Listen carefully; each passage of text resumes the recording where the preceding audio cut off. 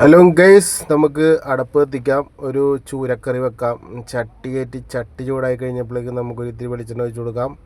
2 spoon വെളിച്ചെണ്ണ, അതിലേക്ക് അടിച്ച് വെച്ചേക്കണ മസാല, അതായത് അരമുറി തേങ്ങ, ഒരു സവാള, 5 വെളുത്തുള്ളി, ഒരു പച്ചമുളക്, ഇതെല്ലാം മിക്സിയിലിട്ട് അരച്ചെടുക്കുക. ഒരു സ്പൂൺ മഞ്ഞൾപ്പൊടി ഇടാം. 2 കുടംപുളി വെള്ളത്തിലിട്ട് വെച്ചത്, 2 തണ്ട് കറിവേപ്പില, ആവശ്യത്തിന് ഉപ്പ്, ഇതെല്ലാം ഇട്ട് നല്ലോണം ഇളക്കി വേവിക്കാൻ വെക്കണം. ഇത് വെള്ളത്തിൽ കിടന്ന് വേണം വേകാനായിട്ട്. നമ്മൾ സാധാരണ മസാല ചട്ടിയിൽ വെളിച്ചെണ്ണയൊക്കെ ഒഴിച്ചിട്ട് മൂപ്പിച്ച് കരിയിച്ചെടുക്കണ പോലത്തെ ഒരു കറിയല്ല, ഇതൊരു വെറൈറ്റി കറിയാണ്. അപ്പോൾ ഇതെല്ലാവരും ട്രൈ ചെയ്ത് നോക്കണം. ഇഷ്ടപ്പെട്ടെങ്കിൽ ലൈക്ക് ചെയ്യണം, ഷെയർ ചെയ്യണം, കമൻറ്റ് ചെയ്യണം, ബെൽ ബട്ടൺ അമർത്താൻ മറക്കരുത്. നമുക്ക് ഇവനെ മൂടി വെച്ച് വേവിക്കാം. സംഭവം തിള വന്നിട്ടുണ്ട്. നമുക്ക് മീനിട്ട് കൊടുക്കാം.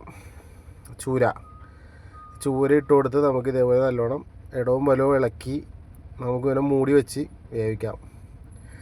ഒരു 5 മിനിറ്റ് മൂടി വെച്ചാൽ മതി. ചൂര പെട്ടെന്ന് ചൂട് കൊള്ളുമ്പോൾ തന്നെ വേകും. സംഭവം നല്ല തിളയൊക്കെ വന്നിട്ടുണ്ട്.